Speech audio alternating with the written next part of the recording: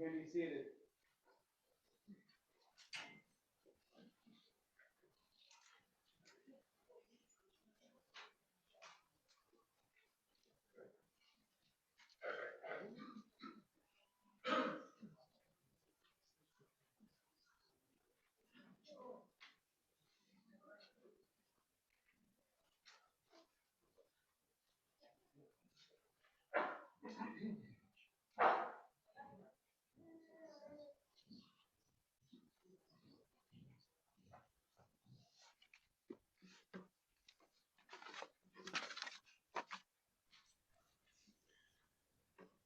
When we hold a funeral in a funeral home, I always start by introducing myself. That feels a little odd here doing it in the sanctuary, but for family members and friends who aren't members of Temple Beth Israel, I'm the senior rabbi here, Rabbi Michael Mishkin, and I'm honored that Rabbi Sharon Perlman and Cantor David Childs are co-officiating this service with me. In a moment, we're going to begin with Psalm 23. This is a psalm that is traditionally chanted or sung at funerals to try to give us strength. The psalmist presents a vision of what faith can look like, and it's a very strong vision of faith. I read it many times, and I feel I can't relate, but occasionally I can, which is nice when I feel that way. The Psalms in general talk about moments of feeling God very close, and the Psalms also talk about feeling God far away. And so they're very human. Although this particular psalm is very much of feeling God's presence, when we feel God's presence and we know that God is guiding us, that God is our shepherd, that we can feel confidence and safety even when things around us are dangerous and even when we're confronting death. And just one line I want to mention is it says, "Though I walk in the valley of the shadow of death, I fear no harm, for you are with me." And here the psalmist is talking about God. When we confront death, if we believe in a loving God, that can help set us at ease as we think about our mortality. But we can also understand that line, "I fear no harm, for you are with me." It doesn't just have to be God. When we have family members, close friends in our community with us, when we're facing difficult times, it gives us great strength. It gives us great courage. It gives us great comfort. And so thank you for being here today to offer that to each other and to the Blum family. And of course, of the many zechuyot, the many merits of Cantor Baruch Blum, he served that role for us. He was there for us as we walked through the valley of the shadow of death when we lost loved ones. And so he fulfilled that role so beautifully, like every other role, so many times for us. So Toda Rabah, Cantor Baruch Blum. I'm so pleased that through the work of Cantor Blum's daughter, Yesel Blum, and Cantor David Childs, we have a quartet today to help sing some of these and chant some of these songs, starting with Psalm 23. Joining our Cantor David Childs, will be Nani Schuster Donato, Cantor Josh Ehrlich, and Hannah Holmes. Michal Wiener was listed in the program, but she at the last minute couldn't make it, and we're so pleased that Hannah is able to be here to sing with us and to raise her voice with the other singers.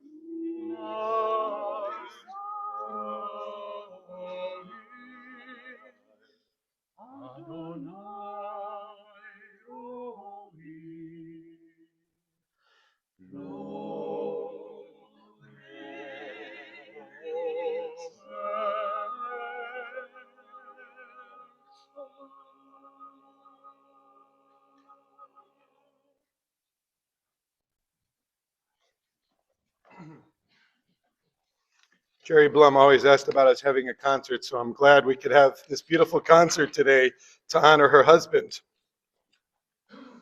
You can follow along. I'm going to read the English. It's in the booklet. The Lord is my shepherd, I shall not want. He gives me repose in green meadows. He leads me beside the still waters. He revives my spirit. Please join in with me. He guides me on the right path, for that is his nature.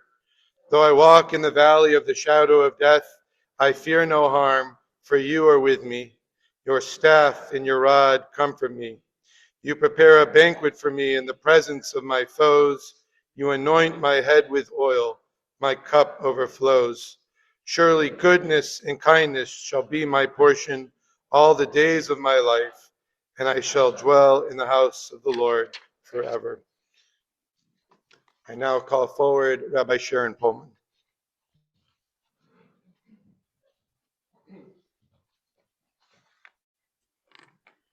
I want to share a contemporary reading, especially chosen for Cantor Baruch's children today, and then I'll share a few personal words. When your father dies, says the Irish, you lose your umbrella against bad weather. And when your father dies, say the Russians, he takes your childhood with him. When your father dies, it doesn't matter that other people's fathers have died, that fathers have been dying since human time was born. What matters was that he was your father. Your loss is unique, profound, yours alone. When your father dies, people say many things to you, much of it the same. Sorry for your loss. My condolences. May he rest in peace. You may not remember the words, but you will remember the kindness. When your father dies, even though you were all with him, you will think of the things that you meant to say, things that you may have asked a million times, but you may want to say them again. Thank you. I'm sorry. I love you.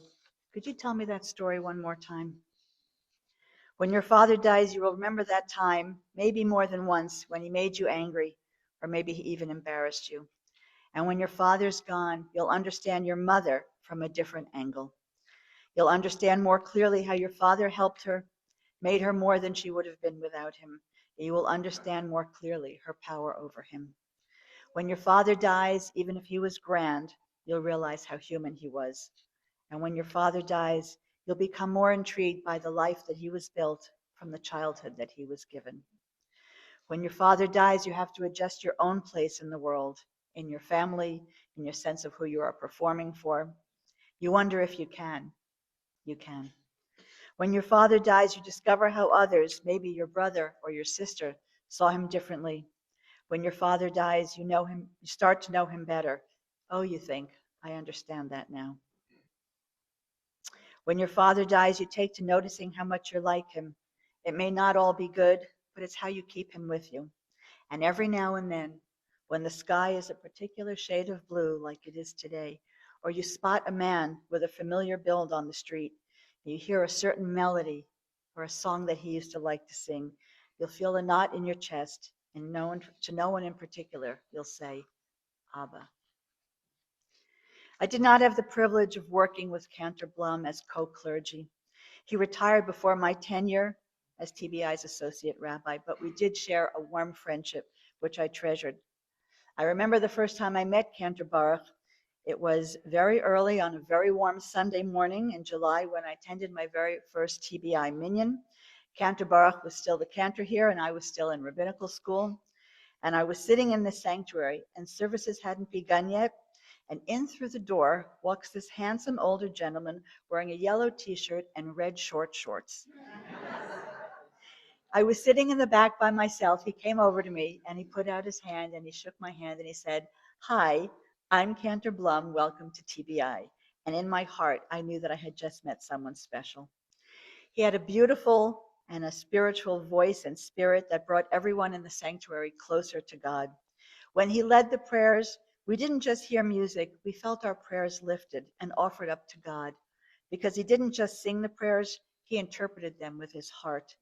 And his heart reached out and spoke to ours. When Cantor Baruch read Torah right there, or chanted the Haftorah, not only was every word and every syllable pronounced flawlessly, but somehow he made the words in the Torah and the Tanakh come to life and reveal our sacred story. You could feel our history happening right over there on this bima. And after his beloved Jerry passed, Cantor Baruch would come to shul, and I would watch him settle into his special corner right over there. And his heart was broken, but he still always managed to smile and say something kind, because that's who he was, a beautiful mensch in every sense of the word, always caring about others, always sharing a kind and encouraging word, and always flashing that disarming smile. Our Jewish tradition teaches that every person dies 3 deaths. The first death is the death of the body. The second death is when the soul leaves the body. And the third death happens when nobody mentions your name anymore. As long as we keep saying their name, they live within us.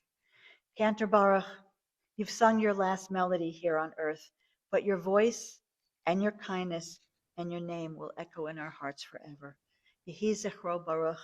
May the memory of Cantor Baruch Blum, Hechazan Baruch Ben Yisrael Ve'Esther, always be for a beautiful blessing. And let us say, Amen.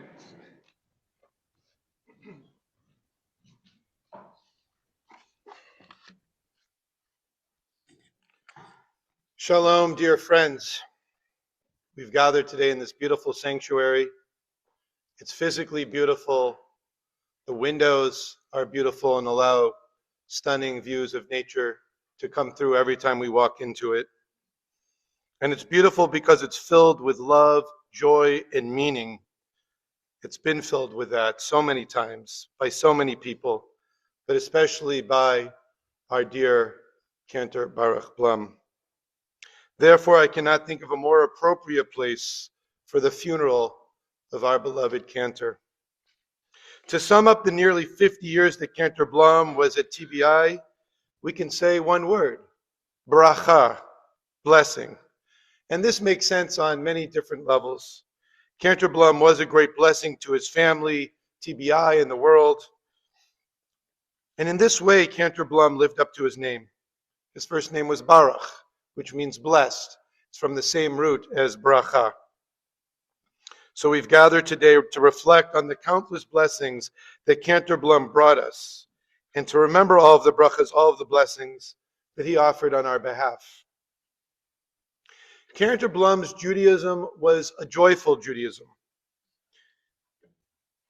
And that was never more apparent than on the holidays of Purim in Simchat Torah. The energy, joy, and love that he and his beloved wife Jerry would bring to those holidays was uplifting.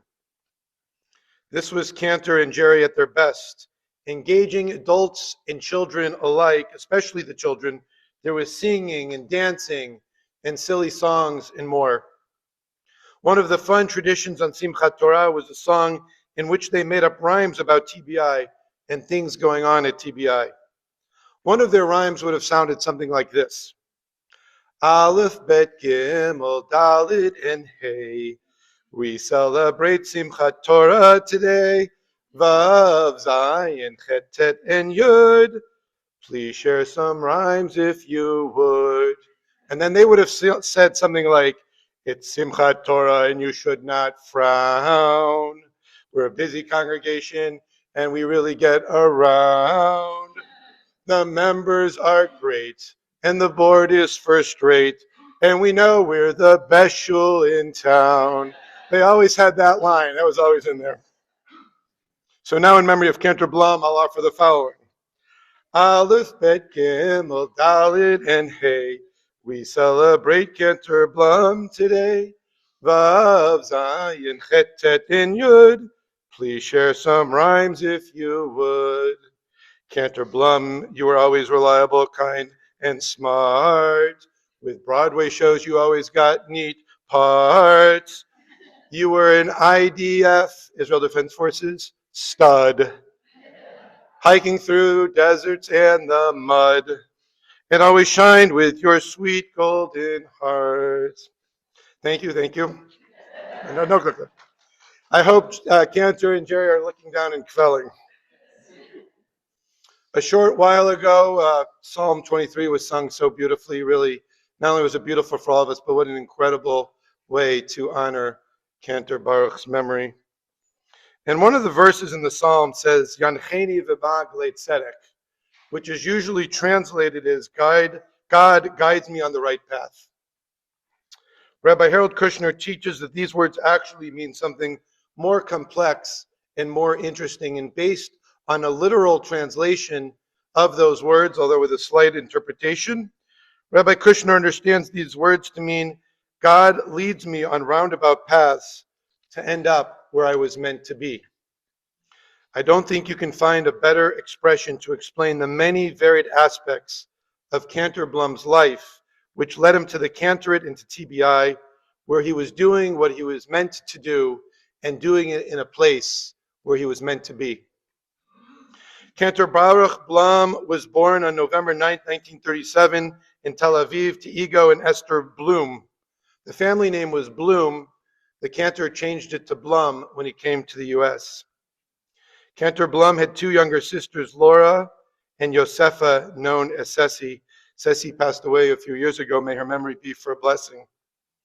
He grew up on a small farm in a rural community just outside of Tel Aviv, first called Kfar Ono. Now it's known as Kiryat Ono. As a young boy, Cantor Blum used to enjoy pranking his mom. He would wake up early, go to the chicken coop, make a little hole in the eggs, and suck out the yolk. Then when his mom went to collect the eggs, they were hollow. Eventually, the family moved to Tel Aviv. There's so much lore around the Cantor Blum stories. His kids recently retold me these stories, and I'm pretty sure that I heard them from Cantor Blum directly. But they're hard to believe.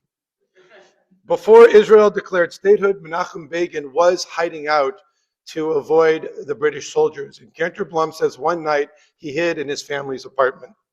I once asked Cantor Blum if he ever met David Ben-Gurion, and he answered saying, there was a time when he was our neighbor, and I used to see him taking out the trash in his boxer shorts. Did that really happen? I don't know. But Cantor Blum was quite convincing in telling the story. Cantor Blum served in the IDF, the Israel Defense Forces, with distinction. He was both a paratrooper and later served in the Israeli Navy. While he was in the Army, he fought in the Sinai Campaign in 1956. And several years later, when he was with the Navy, he was on a mission which brought the first submarines to Israel. They were purchased from the United Kingdom. In the early 1960s, Cantor Blum's family moved to Vancouver, and a short time later, he joined them. While in Vancouver, he took dance classes and ballet classes. He liked to tell his kids that he was in the ballet class with all the 6-year-old girls. Not sure if that was true. And he won a scholarship to study in New York City at the American Ballet Theater. Within a year, he was performing on and off Broadway. Then he got several parts in different shows with the Broadway touring company. One of those shows was Hello, Dolly, starring the well-known American actress Betsy Palmer. And it just so happens that he and a woman named Jerry Frank were both in the chorus. At the very first rehearsal, Cantor Blum noticed Jerry and decided to approach her and said, "Hi, my name is Baruch." Sorry, couldn't do it. That's what he said. "Hi, my name is Baruch." Detecting the Israeli accent, Jerry thought, he's not only attractive, but I know he's Jewish. They hit it off. They started in the Yiddish theater. They even had a theatrical act that they performed together. Baruch and Jerry had two weddings, a secular wedding on February 13th, 1972, and a Jewish wedding on August 27th of that same year. For one of those weddings, and I don't know which one, I don't know if you do, Cantor Blum packed tap shoes in his bag on his wedding night because he was about to leave for a show. Eventually, Cantor Blum felt that the theater life was too uncertain and he wasn't enjoying it anymore. Around that same time, he was introduced to Chazanut, the Jewish liturgical singing. He liked it and enrolled at the Manhattan School for Cantors, graduating in 1975. Cantor Blum's first pulpit was in Staten Island. After 2 years, he was looking to make a move, and he heard there was an opening in Port Washington. So Arnold Abramowitz, who was the president at the time, he took a group of board members, and they traveled to Staten Island to interview him. And that interview went well, so it led to an interview here at TBI, which of course led to the beautiful shidduch between Cantor Blum, Jerry, and their family, and the TBI community. Cantor Blum thrived at TBI, serving as our cantor. There were many reasons for his great success, but there were 4 factors that were most important. First, Cantor Blum loved what he did. Second, Cantor Blum had a lev tov. He had a good heart, which was apparent to everybody. Third, Cantor Blum was reliable. He was always present with his smile and good nature, of course, for every Shabbat and on the holidays, but also every time a congregant called on him. And fourth, Cantor Blum gave each congregant, especially each student, individualized attention. In Pirkei Avot, the ethics of our ancestors, it asks a question and then teaches, Ezehu mechubad, who is honored? And they answer, HaMechabed kol habriot, someone who honors everyone. And that's what Cantor Blum did. He treated everyone in a special way. He would pick up the B'nai Mitzvah students from Weber Middle School. Even when parents said no, he often insisted, knowing that it would help the parents. He would meet with B'nai Mitzvah students as many times as they needed. He was patient with each one, figuring out their strengths and weaknesses and working with them to help them gain the skills they needed to be successful. He would listen, correct mistakes, give advice, and he was a big cheerleader for them.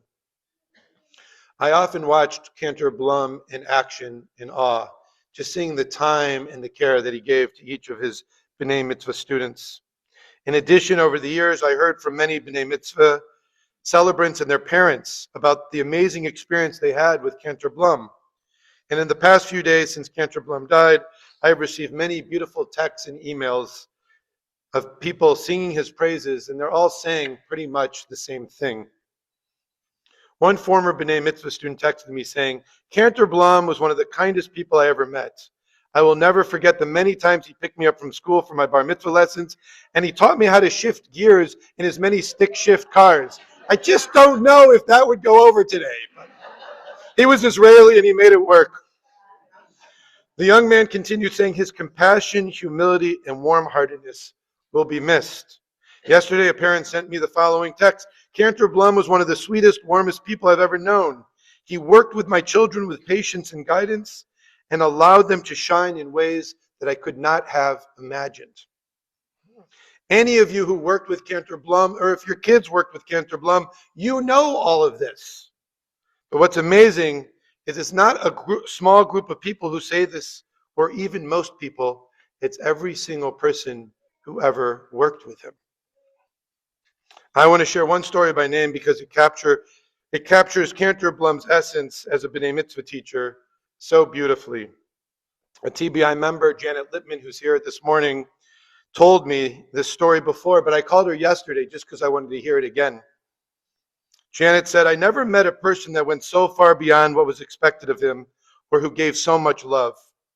When my children were preparing for their B'nai Mitzvah, they wanted to know if they could learn the Sephardic Torah trup, because it's similar to the trup used by the community that Janet came from, the Mashadi Persian community.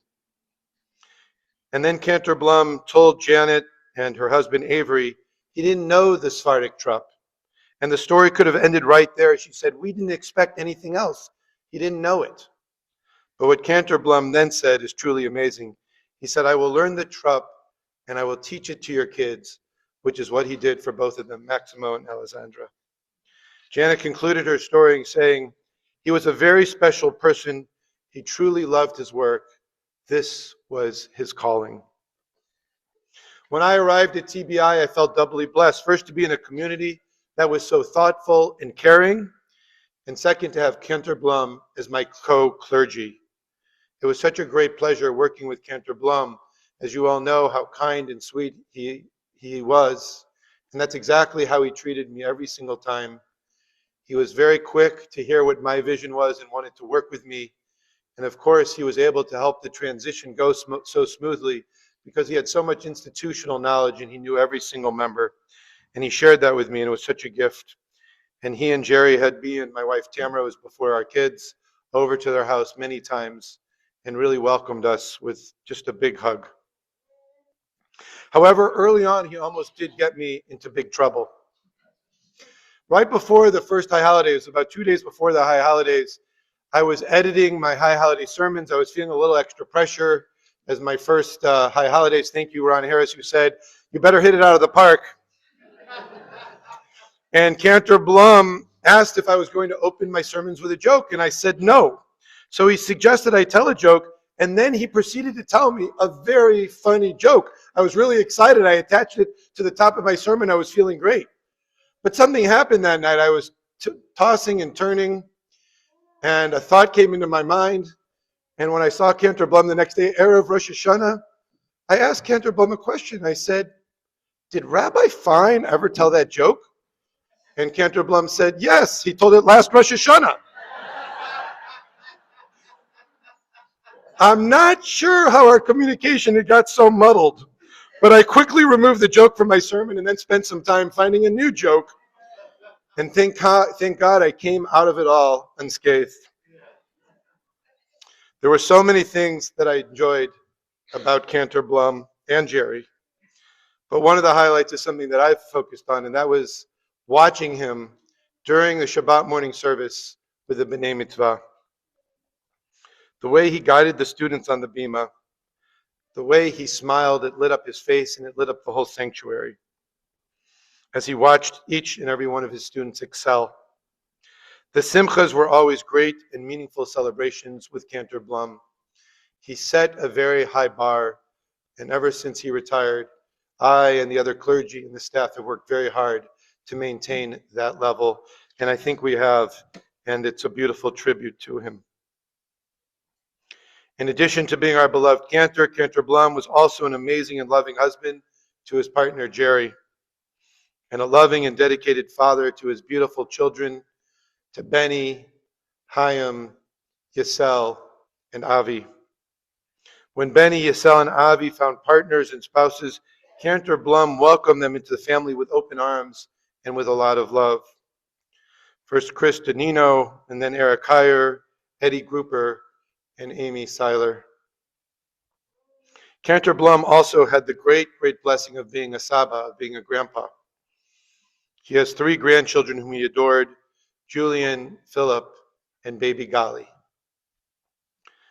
I want to acknowledge Cantor Blum's niece, Tammy Grayson, who came from Vancouver to be here with us today, and Cantor Blum's cousins, Miri and Howard Steele.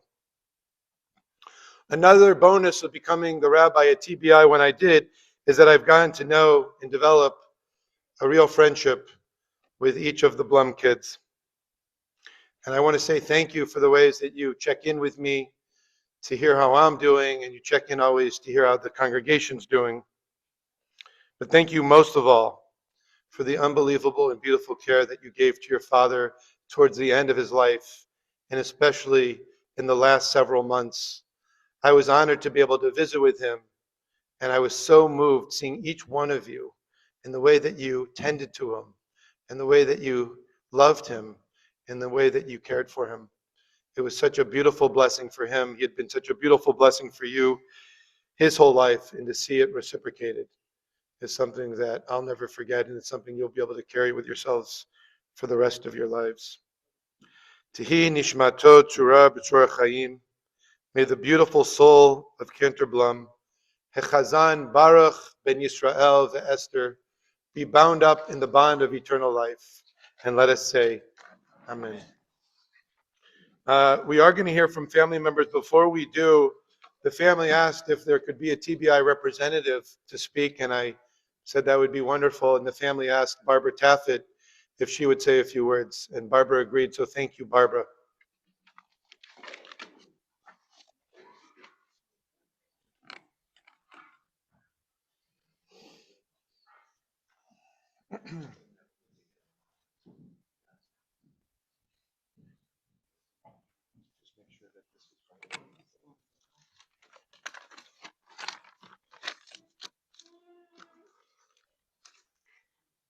My late husband Bert and I came to Port Washington in 1965, and our association with Temple Beth Israel began soon after that. I have known all 9 rabbis that this congregation has had, and every cantor. And with all those rabbinic comings and goings, there was often drama, fireworks, or other strong feelings. The exception was our cantor, Baruch Blum. In the 41 years that he served our congregation, he was a beautiful constant. No fuss, no drama, no shouting. Baruch took each person as he found them, and he made them better. Each B'nai Mitzvah, and the rabbi didn't mention this, but there were over 600 of them.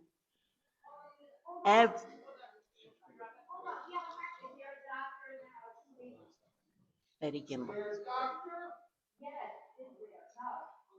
Oh, there is. I thought I saw. Yeah, we have a couple doctors. We have a couple doctors. Wow.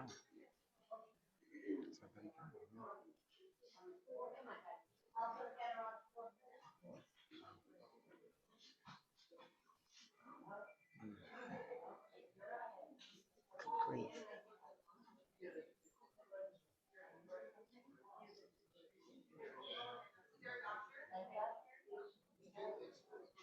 He is a doctor.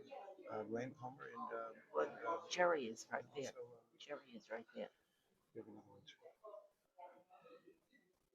And what's his? And Brandon is a.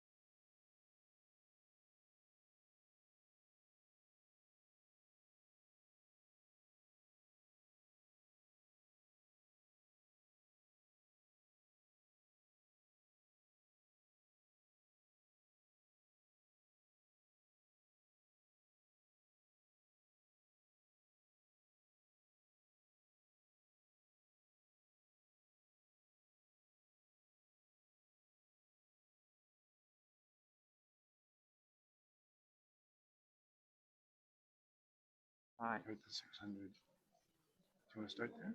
You want to start these? I'm going to start. You got this. Okay, I'll do the next one. Okay, we just also turned on the air. It's a little warm in here. If anyone feels like you're a little warm, we have a drinking fountain right outside. And Barbara's going to start from the beginning again. So thank you, Barbara Chaffett. Yes, well, I will not forget this one. So I did say that my husband and I came here a long time ago, and I did say that we had 9 rabbis and several cantors, and I knew them all. And at the exception to all that fuss, all that drama, all that excitement, all those bad feelings, the exception was Cantor Baruch Blum. He was here 41 years. He was constant. No matter who else came, who else went, he was here. No fuss, no drama, no shouting. And here's the important thing. He took each person as he found them, and he made them better. The rabbi didn't mention this, but there were over 600 B'nai Mitzvot that Cantor Blum was involved with. And for each one, they did the most they could, and you've already heard this. He took each one where they were, and he made them shine. I know this from experience. My 2 sons, one of who's here in person, one who's here on Zoom, they're completely different from each other, and they have completely different learning styles.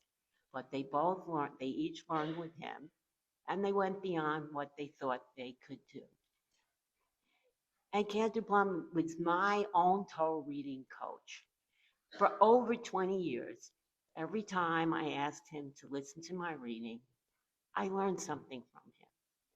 Either it was a fine point about the truck, or a pronunciation mnemonic, or even a hack, or a hint about voice production. He was a born teacher. But let's not forget that Cantor Blum came from musical theater. That's where he met his wife, Jerry Ann Frank, also a theater professional. And parenthetically, Jerry, who added so much to CBI, was the author of one of my favorite traditions here. She wrote the words to the song Bye Bye Pesach, a song many of us still sing at the end of services on the last day of Passover. And early in their time in Port, Baruch and Jerry had a song and dance act that they did in local parks and other venues. And of course, they did it here for us at TBI. That background came out, as you heard, on the holidays, where the Cantor was known for riddles and rhymes on Simchas Torah. And on Shmini and Atzeret, there was something about getting squirted with water during the prayer for rain called Geshem. And what about that Purim costume, which was often a full black hat chassid, including the coat, the payas, and the beard?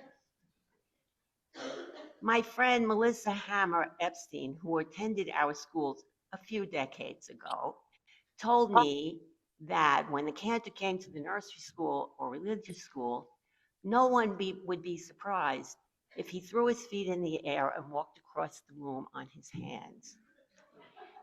And she also told me to play a tinsel with his nose. Every single member who was here during his 41 years was touched by him. He took each of us where we stood, and he polished us until we shine brighter than we thought possible. Shine on, Cantor.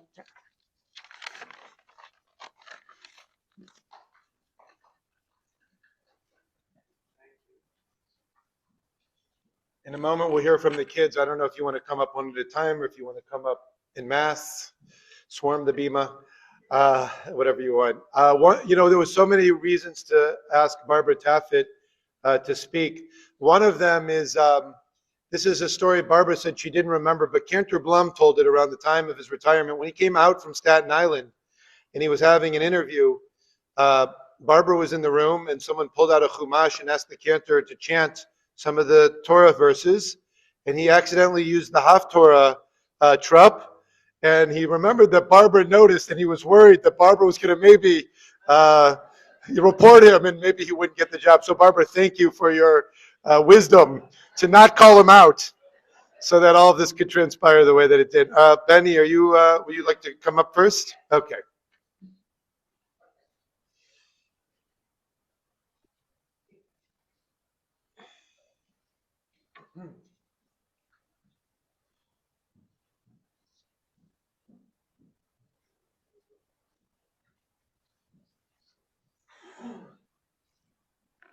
Hi, everyone. Can you hear me okay? All right. I was not prepared with anything to say. Nothing was coming to me until just now as I was sitting and listening to the rabbi. So I'm reading something that I wrote off of his checkbook register. Um, so first, I want to thank everybody for being here today. Thank you so much, Barbara, wherever you went to. There you are, for your words. I love hearing stories about my dad. Ooh. Phew. Okay. My parents were a powerhouse of love, zaniness, and Jewish joy. Jewish joy. Those are the words that come to me. In the few years since my mom died, I've been taking care of my dad. I've been spending more time with him than I had in my all of my adult life. Whew. Sorry, I wasn't expecting this. I've been blown away by the outpouring of love and adoration from the TBI congregation.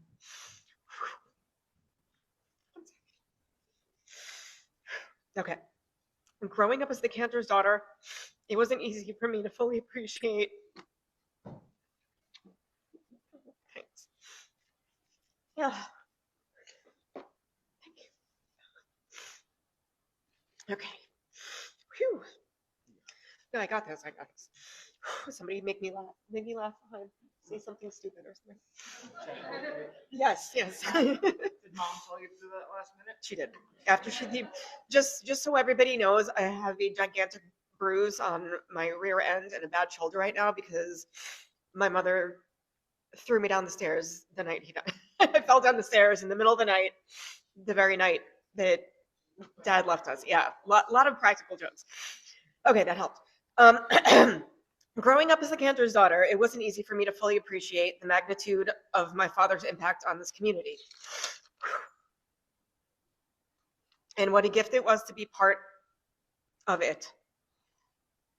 This job meant so much to him. He and my mother kept, as a souvenir, a kippah from every life event ceremony he ever officiated, which is beautiful, but also kind of like hoardy and crazy. And sadly, we had to give a few away, and I actually snuck many of them back here.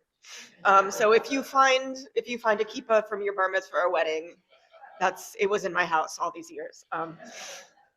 And I recently, this week, got a text from Eva Seegers, and a few minutes after I heard from her, I was cleaning, found a kippah on the floor, all folded up. I look at it, oh, Eva Seegers' wedding. So amazing. Anyway, my dad was always a performer, leaving me with memories of seeing him on stage at Yiddish theater, the stages of Yiddish theater, when I was 2 or 3 years old, being dragged with Chaim along to music gigs that they used to get at backyard parties. Mom and Dad, they had their shtick, and of course, hearing him daven on the TBI bima. Next page. Later on, I had the privilege of giving him his 2 grandsons, Philip and Julian, with whom he spent many summers playing in our lake in Vermont with Baba and teaching them what they need to know about their Jewish heritage and making sure they learned how to check the oil in the car. Especially, you have to have your shirt off when you check the oil in the car. Sharing his love of dance with Philip for a brief period of time. Philip's not into it anymore. And and how to be, most importantly, how to be a respectful person, reminding them to always help mommy and to take out the recycling as you pass by. And most importantly, wash it while it's still in your hand. The dishes. Anyway, right, your hands are already wet. It warms my heart to know that he made such an impact on the lives of so many people. People who know me, but I don't know them. And I actually feel bad about that. And I would like to know everybody that knew him and loved him. I love to hear stories about him that people share with me. So please continue. Send me a message. Tell me. I'm honored to have the privilege of being his daughter. And I'm glad he is reunited with the love of his life, my mother, Jarek. Thank you. Sorry.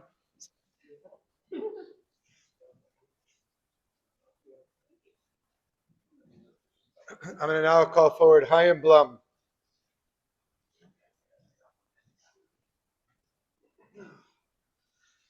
Hello, everybody. Thanks for coming. Oh, sorry. I'm shorter. It's great to see everybody here. So many faces that I haven't seen in so long.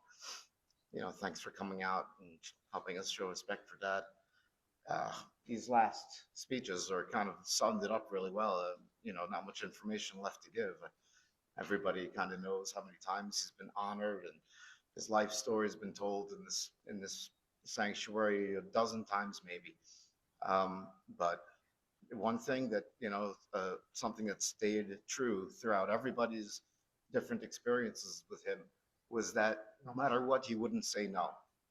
If something needed to be done, he had his hand up. If somebody asked him for an extra lesson, he would always say yes. He was a giver. That was his nature. Just like Mom, she did the same thing. She could work till all hours of the evening writing something for sisterhood of course it was last minute, but they never, each of them never, no matter how much of an inconvenience it might have been at the time for them, they would never let that person know that it was an inconvenience at all, and always did what they had to do, always did the right thing. And they were like that at home too. I'll tell you a secret. I'll tell you something while I'm on this. Something most of you don't know about him. So many of you know so much about him, but I want to share a little secret. He loved so much the teachings and tutelage and the pride on his face that you'd see, like when one of his students was performing a Haftorah or it came for a Torah portion that he'd been studying them with. And so, but he loved it so much. You know what he didn't love? The parties. And after a while, he says, Jerry, how many bar mitzvahs and weddings and how many can I go to? He went, of course, because the man never said no. But he didn't, if it was up to him, he would have stayed home for every one of them. He's like, I did my job in the temple. I'll say thank you when I see them next time. But he always went anyway. And so, I don't know, I just thought that was a fun little something to share with you guys about him. He would have preferred not to go, but he did anyway because that's the kind of guy he was. And it's been a joy in the last month. A joy is an interesting word to use. That we all got together in the last few months and were able to care for him, and Mom too, in the way that they cared for us when we were infants. And it's like an honor to be able to do that, and it's testament to the people who raised you that you would want and you would want to be there to do that for them. And there's no better way to close that circle, So that's it. I love you, Dad. We're always going to remember you. And everybody here they'll be telling stories about you for generations, probably. I mean, there's oil painting somewhere.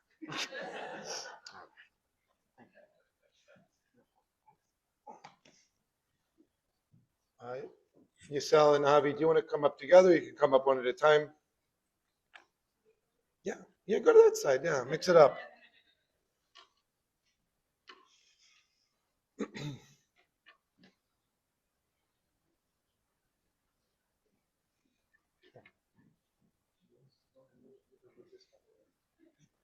Sorry, Cantor child, it's always going to be dad's side. I'm gonna be brief, but I wanted to say, to echo what my siblings just said, it's also been a real honor to be able to be with my dad in the last few years. Since I moved home from Germany, my mom immediately got very, very sick. And so slowly I cobbled my life together around being able to come out to Port Washington and spend, half the week with them. In the morning, teach in the afternoon, gig, whatever, but everything was, I'm realizing now, everything was around just trying to give them the tenderness that they gave us, and the love they gave us. They never hired one person to take care of us as babies, so we wanted to be there for them and to give them that. In a lot of languages, you say this person's the man, or in Yiddish and in German, you say welcher Mensch ist. And in Hebrew also you say someone's gever. It doesn't mean that they're a male. It doesn't mean that they are this masculine thing. It's someone who is actually dutiful and sensitive and sensible and is there every day without any break. And is there also still with kindness. So I just want to say, Abba is a geverata, is a geveraita, and I'm gonna miss you. Thank you.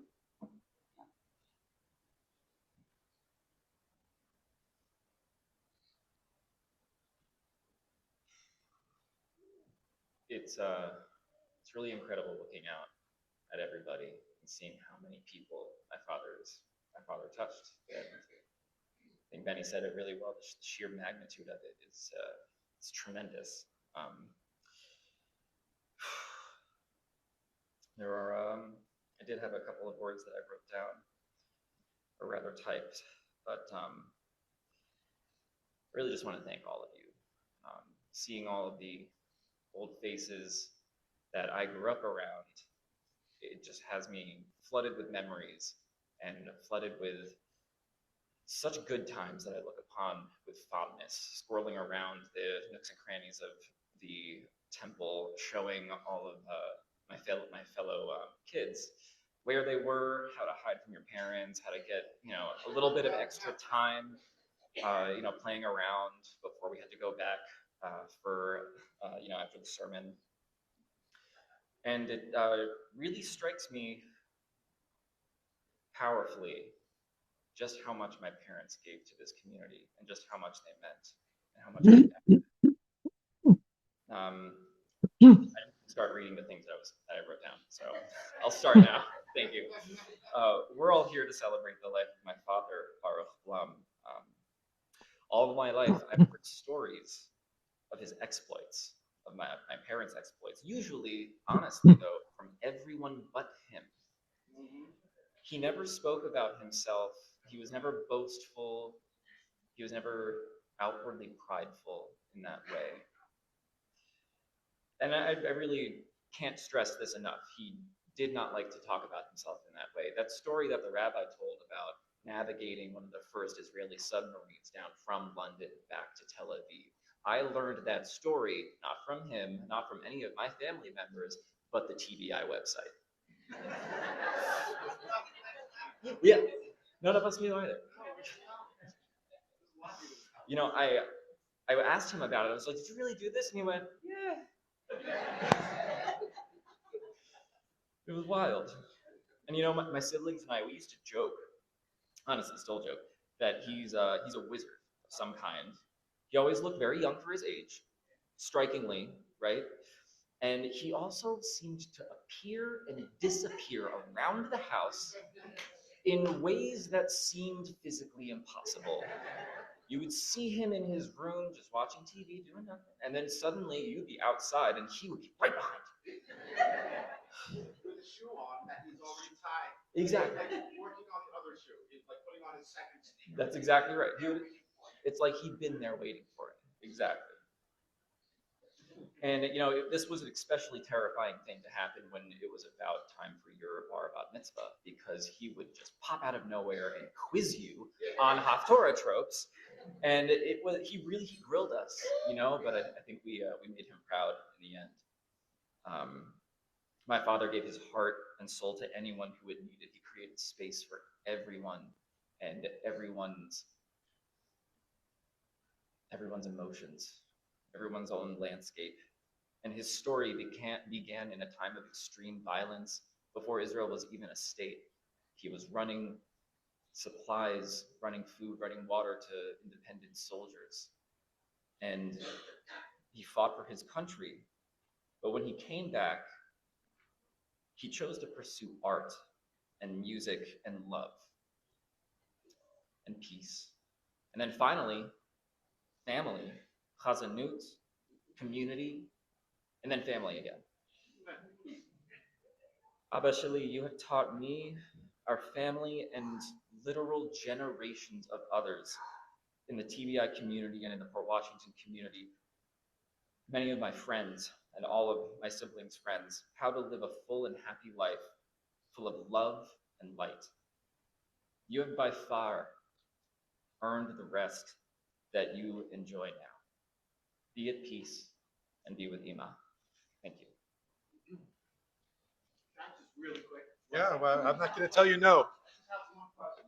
You guys, if you've ever had a lesson from my dad, where he taught you how to lane or taught you through your bar mitzvah, learning the props, raise your hand. Okay, everybody at once. Come on top. Sideways view. What is it?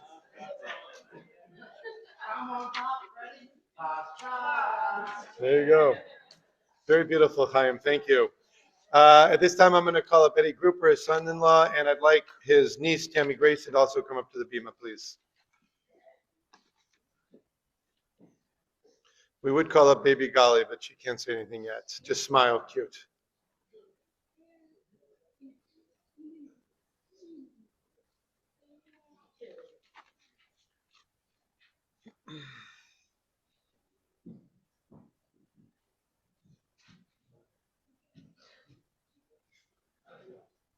Hi, everybody.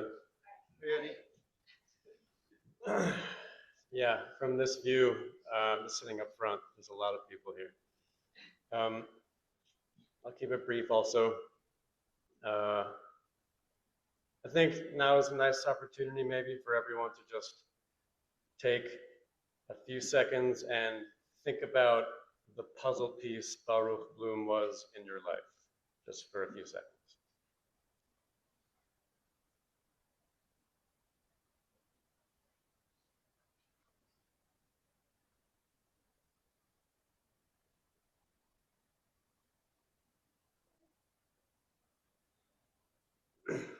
So in this way, I'm sure you're realizing he is a piece, fractionally, or he's a big piece, and he is quite actually part you now.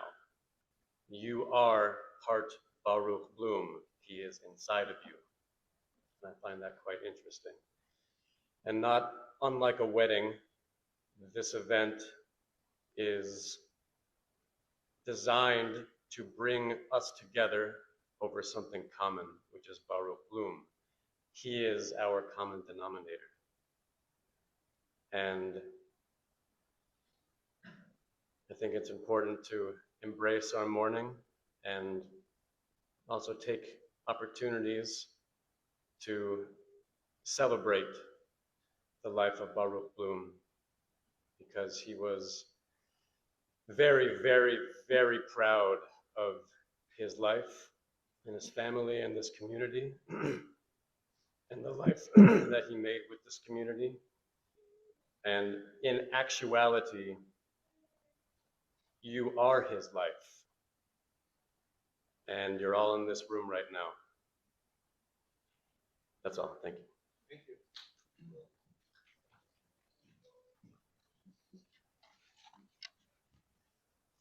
Hi.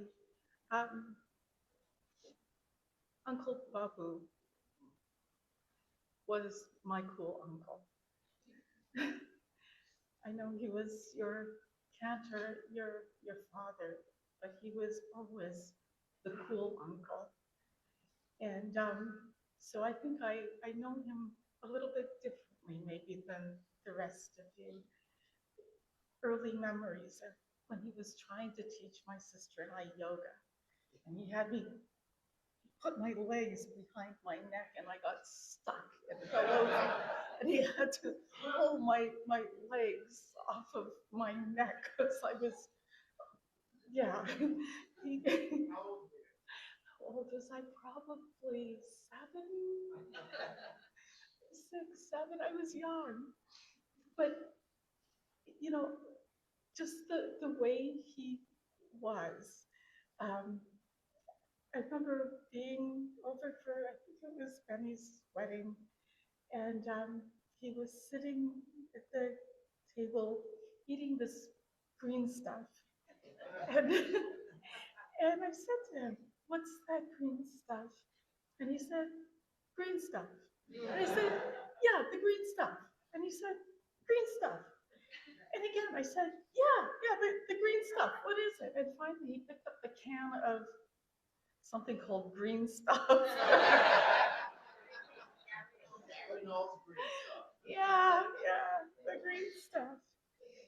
And other memories of him. I remember that one time that Jerry was draying his cook.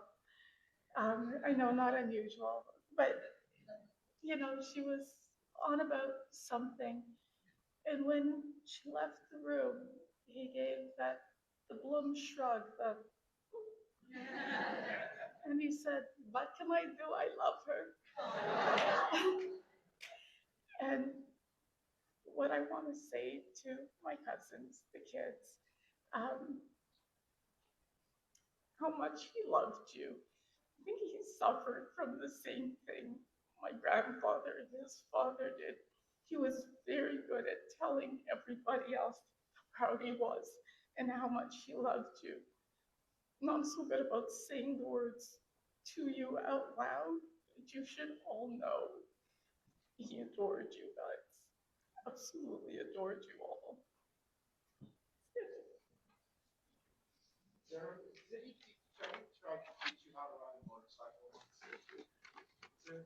No, never a motorcycle. We'll hear that one at Shiva, among many others. Please bring your stories to Shiva.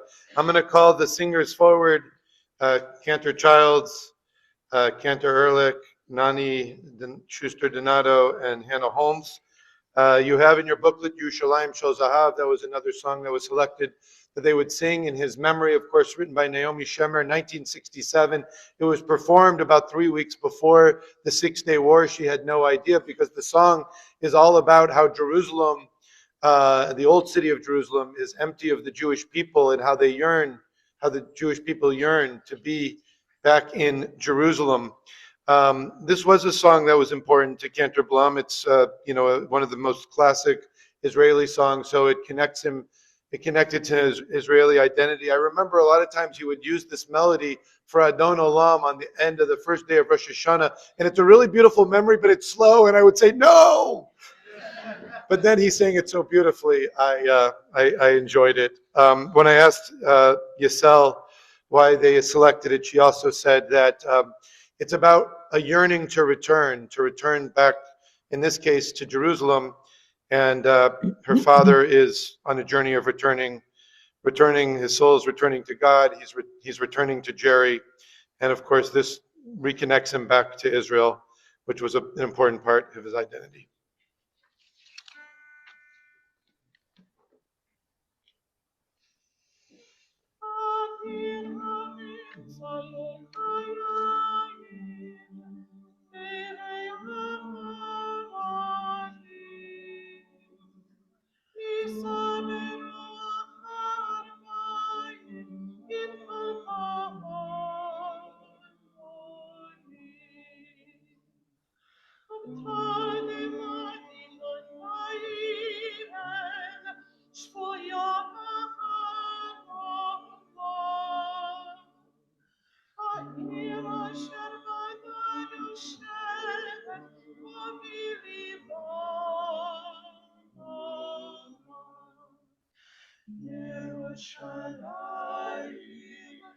זהב, ושל נחושת ושל אור, הלא לכל שירייך אני גיבור.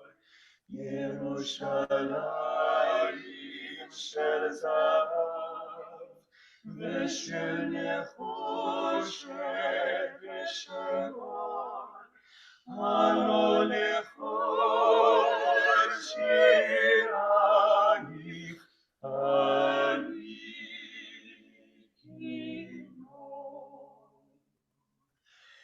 איך יבשו פרות המים, כיכר השוקת, והן פוקדת הר הבית בעיר העתיקה.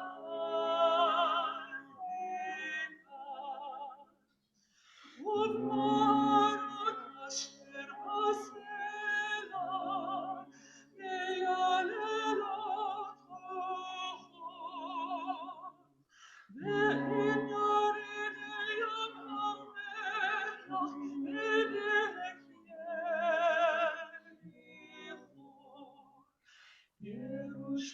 ירושלים של זהב ושל נחושת ושל אור, הלא לכל שירייך אני גיבור.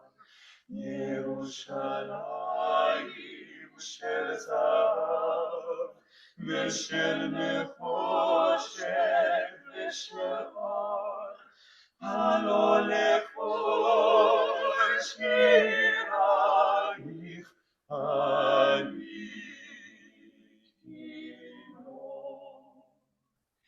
אך בבואי היום לשיר לך, ולך לקשור כתבים, קטונתי מצעיר בנייך ומאחרון המשוררים, כי שמך צורב את השפתיים כנשיקת שרף. אם אשכחך ירושלים אשר כולה זהב. ירושלים של זהב ושל נחושת ושל אור, הלא לכל שירייך אני גיבור. ירושלים של זהב ושל נחושת ושל אור, הלא לכל שירייך אני גיבור.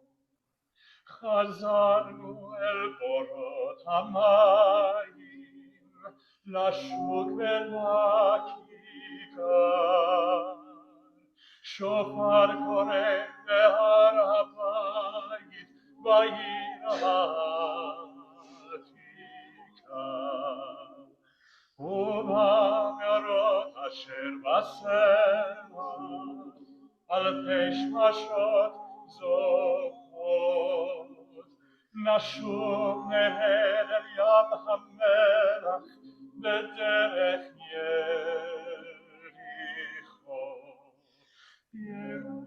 ירושלים של זהב ושל נחושת ושל אור, הלא לכל שירייך אני גיבור.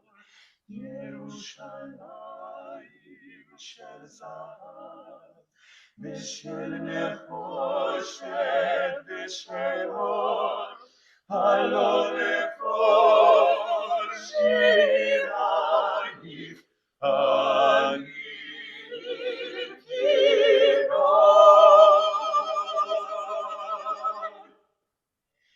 Thank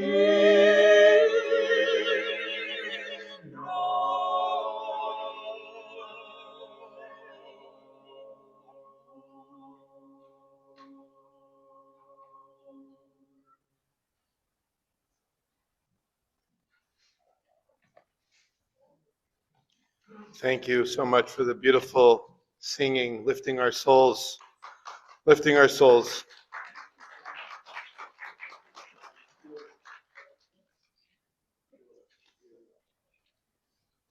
Please rise for the memorial prayer.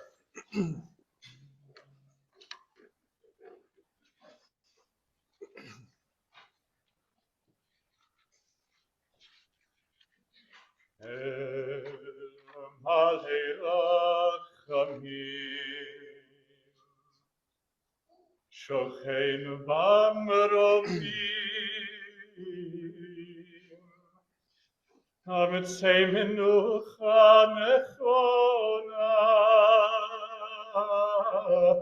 תחת כנפי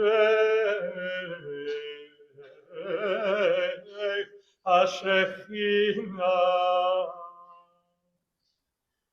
במעלות קדושים וטהורים, כזוהר הרקיע מזהירים את נשמת החזן ברוך בן ישראל ואסתר שהלך לעולמו בגן עדן תהי מנוחתו, אנא בעל הרחמים אז תראהו בסתר כנפיו לעולמים, וטרור בטרור החיים את נשמתו, אדוני הוא נחלתו, וינוח בשלום על משכבו, ונאמר Amen. Exalted, compassionate God, grant infinite rest in your sheltering presence among the holy and pure to the soul of our dear Cantor Baruch Blum, who has gone to his eternal home. Merciful One, we ask that our loved one find perfect peace in your eternal embrace. May his soul be bound up in the bond of eternal life. May he rest in peace. And let us all say, Amen. Please remain standing at this time. I'd like to call our president, Jack Michon, and all of TBI's past presidents who are present here to come forward as pallbearers and to escort the casket out of the sanctuary.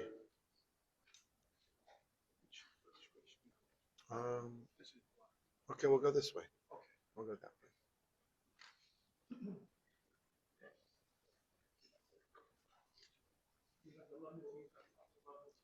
We're very pleased that David Cooper, Dan Castle, Annette Castle, Rita Shumsky, Matt Engel, and Dina are with us. Dina Atsets. Any others? Okay, we'll remain standing as the casket is taken out of the sanctuary. The burial is going to be at Mount Hebron Cemetery in Queens. The family is sitting Shiva at the home of Cantor Baruch Blum. Formal Shiva begins tonight, 6:30 to 8:30. They also will have times Friday, Saturday, Sunday, Monday through Tuesday night.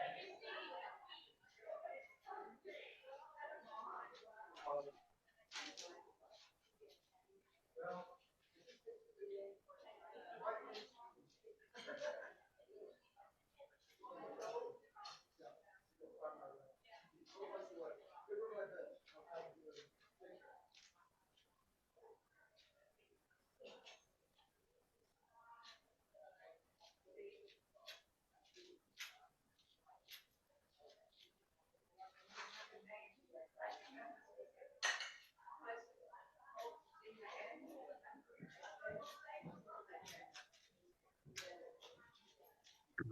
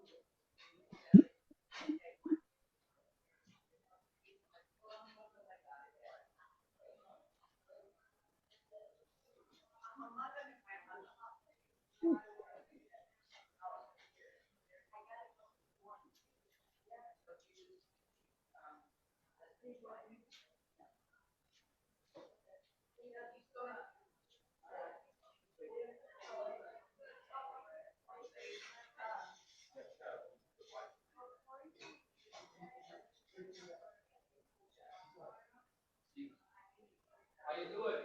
I know you.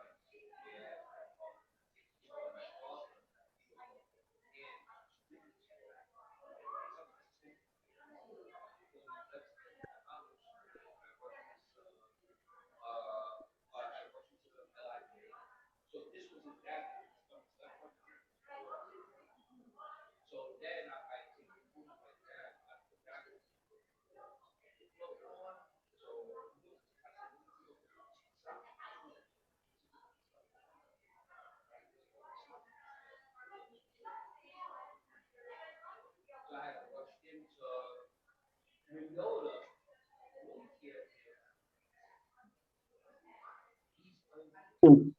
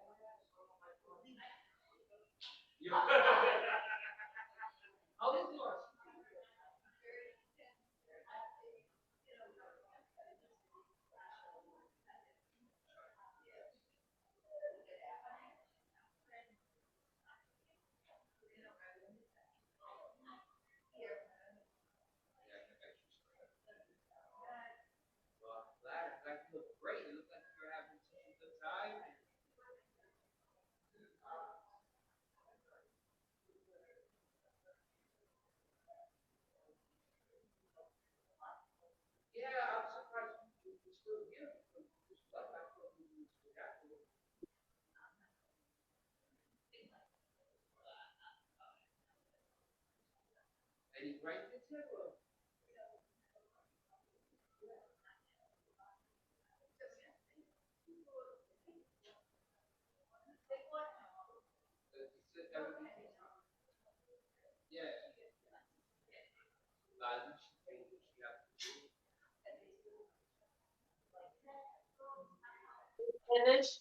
Yeah, yep. Is Tom in there? Somewhere. Oh, okay. Yeah, I am finished and, yeah, and, Eric did not go to the funeral. Oh, he didn't? Is he all right? No, what they had all the past presidents act as pallbearers and Oh, they to the named them, cemetery. To the cemetery or to? at the shul, Oh, okay. to carry the casket out. And they named all of the pallbearers. And they didn't name Eric. Well, He may have. maybe he's there, Dad, but at 90 or 91, he can't do that anymore. So Well, he maybe- could walk there. Well, he could, and they could have said his names. Yeah, exactly. That's what I'm wondering. Okay. I'm sure he'll tell you. Yeah, okay. Yeah, I'll talk when I talk to him.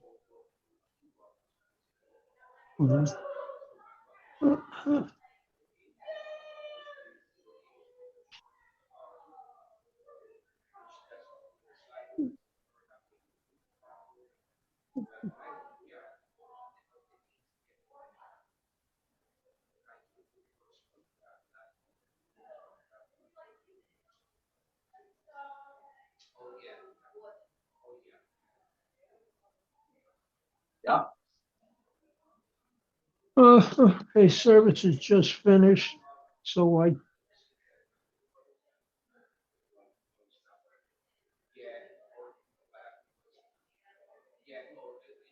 my email and. I'm working. Okay, good enough. Thank you.